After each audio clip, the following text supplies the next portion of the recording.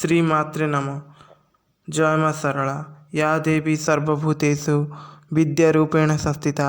नमस्तस्यै नमस्तस्यै नमस्तस्यै नमो नमः। आपण मानकर एवं अनेक भाई भौणी मानकर प्रश्न थिला कि माँ सरलांकर शास्त्रीय नाम कौन एवं माँ सरलांकर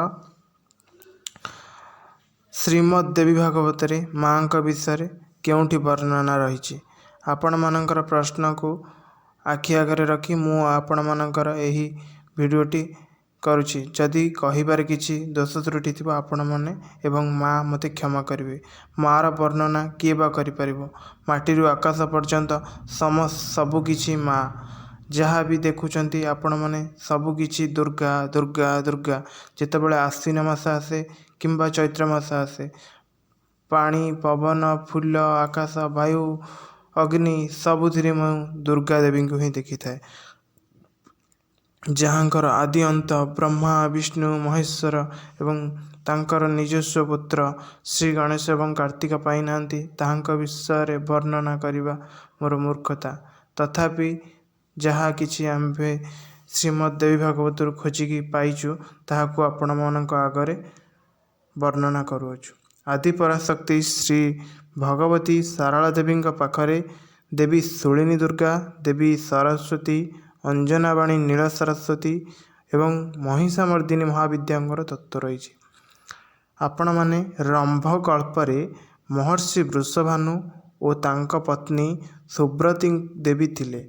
महर्षि वृषभानु श्री दुर्गा भक्त तथा सुब्रती जी की महर्षि वृषभानु पत्नी से माँ सरस्वती भक्त थिले। एक कन्या रत्न प्राप्ति निमंते उभय विंध्याचल तपस्या कले। रंभ कल्परे ज्येष्ठ अमावास्या पवित्र दिन में महर्षि वृषभानु तथा देवी सुब्रती को एक दिव्य कन्या रत्न प्राप्त है। महामाया उग्रचंडा द्वारा महिषासुर बध होगा पर शुक्राचार्य मेघासुर को महिषी रूप धारण करी महर्षि वृषभानु हत्या करी अनंत संजीवनी विद्या नहीं जावाई आदेश देले। शुक्राचार्य आदेश क्रमे मेघासुर महर्षि वृषभानु को हत्या करने निमंते उद्यत हुए। सही 16 वर्षीय कन्या मेघासुर ऊपर को लंफ दे ता चुटी को टाणी शूल द्वारा बध करते।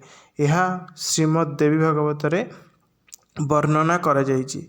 किंतु किंवदंती अनुसार भगवान परशुराम देवींकर निर्देश निज स्वर माध्यम भूमिरु देवींकर विग्रह को आविष्कार करथिबांकु मांकर लौकिक ना बा लोकाचार ना सारला होइथिला।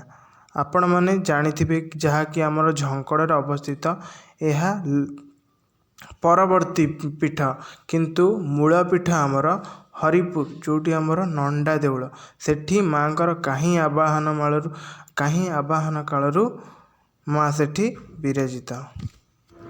जगतसिंहपुर जिलार झंकड़ अंचल माँ सारला ठाकुराणी पवित्र परम पवित्र स्थल भावे धर्मप्राण जनता निकटरे परिचित। बहु पुरातन कालरू झंकड़ पीठ एक शक्ति स्थल भावे धार्मिक जगत रे ख्यात विश्वास रही।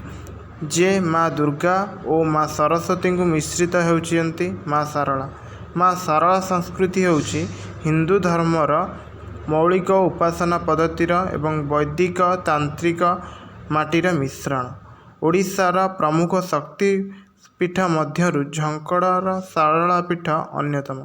झंकड़े माँ भगवती सारला मुख्य ठाकुराणी एवं माँ शिला विग्रह रे अष्टभुजा मूर्ति। माँ महिषामर्दिनी रूपरे डाहाण पाद को सिंह उपरे स्थापन करी सिंहासन परिवेष्टित। अष्टम शताब्दी रे भौम राजा यहाकू निर्माण कराइथिले। एही स्थान मध्य सप्तऋषिंक मध्यरु अन्यतम जम दारादींक पुत्र तथा भगवान परशुराम सह कनिष्ठ भावे संगठित। झंकड़ पीठरे मध्य ऐतिहासिक गुरुत्व रही।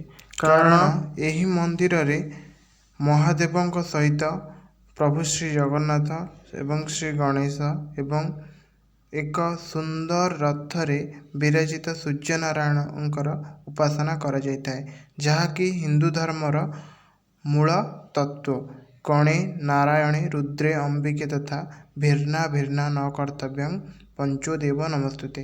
ମାଙ୍କ ମନ୍ଦିର ବେଢ଼ାରେ ମହାଦେବଙ୍କ ମନ୍ଦିର, ଯାହାକି ହଟେଶ୍ୱର ଏବଂ ବଟେଶ୍ୱର ନାମରେ ନାମିତ, ଏବଂ ମହାପ୍ରଭୁ ଶ୍ରୀ ଜଗନ୍ନାଥ ଏବଂ ଶ୍ରୀ ଗଣେଶ ଏବଂ ସୂର୍ଯ୍ୟନାରାୟଣଙ୍କର ପୂଜା ଉପାସନା କରାଯାଇଥାଏ।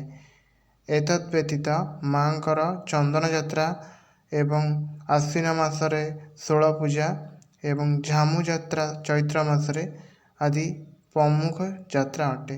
ମାଙ୍କ ମଧ୍ୟ ଦୋଳ ପୂର୍ଣ୍ଣିମାରେ ଚାଚେରି ଭୋଗ ଭକ୍ତମାନଙ୍କ ଘରକୁ ଯାଇ ଆନନ୍ଦରେ ଯାଇଥାନ୍ତି ଏବଂ ଚାଚେରି ଭୋଗ ଗ୍ରହଣ କରିଥାନ୍ତି।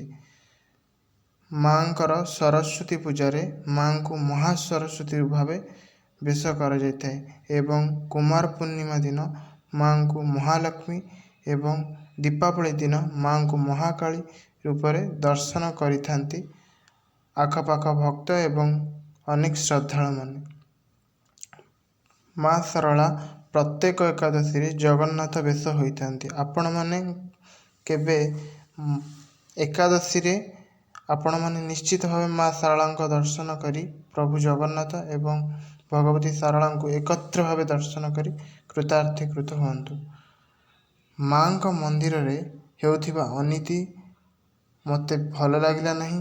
ଆପଣମାନଙ୍କୁ ମୁଁ କହୁଛି, ବୈଷ୍ଣବାଚାରରେ ମାଙ୍କୁ ତୁଳସୀ ପତ୍ର ଦିଆଯାଉଛି, ମନ୍ଦିରରେ ମଧ୍ୟ ଦିଆଯାଉଛି, କିନ୍ତୁ ଆପଣମାନେ କେବେ ବି ହେଲେ ଘରେ ମାଙ୍କୁ ତୁଳସୀ ପତ୍ର ଦେବେ ନାହିଁ, କାରଣ ତୁଳସୀ ପତ୍ର ମାଙ୍କୁ ବର୍ଜନ କରାଯାଇଛି।